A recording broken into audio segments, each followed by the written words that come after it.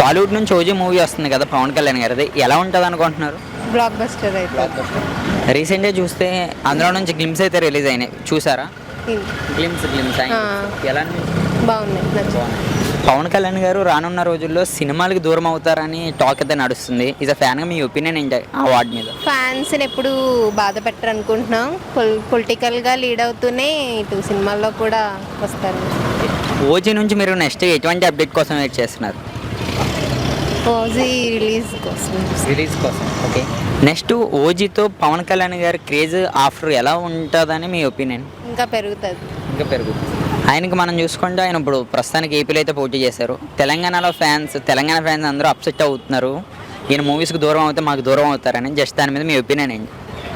లేదు, ఫ్యాన్స్ని మాత్రం డిసప్పాయింట్ చేయరు, మూవీలో కంటిన్యూ అవుతారని అనుకుంటున్నాను.